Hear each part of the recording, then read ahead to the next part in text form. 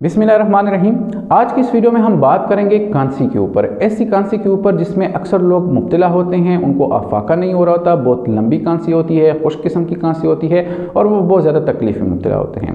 देखिए, मेरे पास जब अक्सर पेशेंट्स आते हैं जो कि कांसी की बीमारी में मुब्तला होते हैं, जब उनसे मैं हिस्ट्री लेता हूँ तो वो कहते हैं कि हमें बहुत लंबे अरसे तक कांसी रहती है, खुश्क कांसी होती है। स्पेशली जब हम रात को आते हैं तो हमें रात के टाइम ये कांसी ज़्यादा हो जाती है और जब हम लेटते हैं तब ये कांसी ज़्यादा होती है।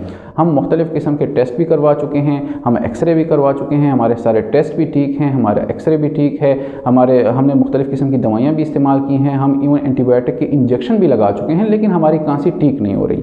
तो आज की इस वीडियो में हम इसी चीज़ के ऊपर बात करेंगे कि कांसी की एक किस्म ऐसी भी होती है जो कि आपके फेफड़ों से नहीं होती। उसकी रीज़न आपका मैदा भी हो सकता है। देखिए, मैदे में एक डिजीज़ होती है जिसे हम गैस्ट्रोएसोफेजियल रिफ्लक्स डिजीज़ कहते हैं, जिसे हम GERD के नाम से जानते हैं।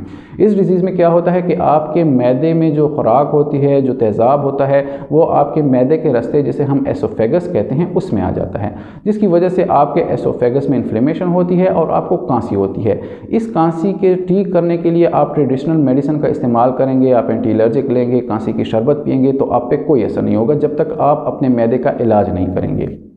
आज की इस वीडियो में हम इसी चीज़ के ऊपर बात करेंगे। लेकिन सबसे पहले हम GERD पे बात करते हैं, गैस्ट्रोएसोफेजियल रिफ्लक्स डिजीज़ पे बात करते हैं। ये एक ऐसी डिजीज़ होती है, देखिए हमारे जिस्म में जो मैदा होता है और मैदे का रास्ता होता है जिसे हम एसोफेगस कहते हैं, उसके लास्ट पोर्शन पे एक वाल्व होता है। मतलब वो वाल्व क्या करता है कि जब आप खुराक खाते हैं तो वो खुराक आपके मैदे में इलाव करता है, लेकिन आपके मैदे से बैक आपके एसोफेगस में खुराक को इलाव नहीं करता। अब कभी कभार क्या होता है कि हमारे गलत डाइटरी ऑप्शंस की वजह से, हमारे गलत रहन सहन के तरीकों की वजह से, हमारे लाइफस्टाइल की वजह से ये वाल्व ख़राब हो जाता है। जब ये वाल्व ख़राब होता है तो अब जब आप खुराक करते हैं, खुराक आपके मैदे में जाती है, साथ उस खुराक को हज़म करने के लिए तेज़ाब बनता है, तो वो तेज़ाब और खुराक कभी कभार आपके मैदे के रास्ते में वापस आ जाता है, वो रिफ्लेक्स हो जाता है, जिसकी वजह से आपको ये डिजीज़ हो जाती है। और इस डिजीज़ की जो सबसे बड़ी कॉम्प्लिकेशन होती है कि आपको बहुत ज़्यादा कांसी आती है। अगर ये बहुत ज़्यादा भी इंक्रीज़ हो जाए तो आपको फेफड़ों का इन्फेक्शन भी साथ हो सकता है। अब आपने क्या करना है कि इस चीज़ से बचने के लिए सबसे पहले अपने मैदे के लिए अपनी आदतों को ठीक करना है। आपने क्या करना है कि जब आप खाना खाएंगे तो खाने के फ़ौरन बाद आपने लेटना नहीं है। 1 या 1.5 घंटे तक आपने खाने के बाद लेटना नहीं है, क्योंकि ये बहुत ज़्यादा नुकसानदेह होता है। अगर आप खाने के फ़ौरन बाद लेट जाएंगे तो आपका जो तेज़ाब होता है, आपका जो खाना होता है, इसको रिफ्लेक्स होने के चांसेस इंक्रीज़ हो जाते हैं, वो वापस आ सकता है और उसकी वजह से आपको ये डिजीज़ हो सकती है। साथ ही साथ अगर आप खाना खाते हैं तो खाने के फ़ौरन बाद आपने पानी का इस्तेमाल नहीं करना, क्योंकि जब आप फ़ौरन पानी इस्तेमाल करेंगे या फ़ौरन चाय का इस्तेमाल करेंगे तो ये खुराक ज़्यादा अरसे तक आपके मैदे में पड़ी रहती है और उसकी वजह से आपको ये मसला हो सकता है।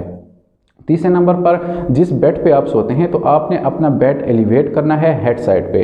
अब एलिवेशन का मतलब ये नहीं होता कि सिर्फ आप सर के नीचे ही तकिया रख दें, क्योंकि अगर आप सिर्फ सर के नीचे ही तकिया रखेंगे तो आपकी गर्दन ही एलिवेट होगी, आपका पूरा जिस्म का जो हेड का पोर्शन होता है वो एलिवेट नहीं होता।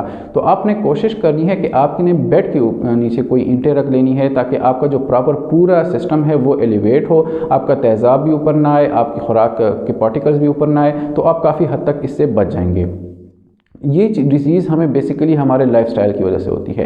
लाइक हम सेडेंटरी लाइफस्टाइल गुजार रहे होते हैं, हम एक्सरसाइज नहीं करते और हम जो खानों का इस्तेमाल करते हैं वो बहुत ज़्यादा प्रोसेस्ड होते हैं, फास्ट फूड पे मुश्तमिल होते हैं, उसमें बर्गर होता है, पिज़्ज़ा होता है। तो आज के बाद आपने कोशिश करनी है कि आपने एक्सरसाइज को अपना मामूल बनाना है। अगर आप एक्सरसाइज करेंगे तो एक तो आपका जो खुराक होता है ज़्यादा देर आपके मैदे में पड़ा नहीं होता, वो नीचे चला जाता है, आपकी छोटी आंत और बड़ी आंत में चला जाता है। साथ ही साथ आपके जिस्म में जो तेज़ाब बनता है वो भी रेगुलेट हो रहा होता है।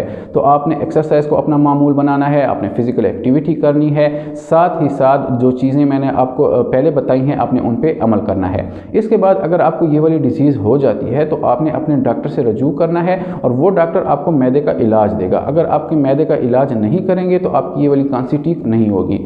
जब आप मैदे का इलाज स्टार्ट करवा लेंगे तो आहिस्ता आहिस्ता आपकी ये वाली कांसी ठीक होना स्टार्ट हो जाती है। शुक्रिया।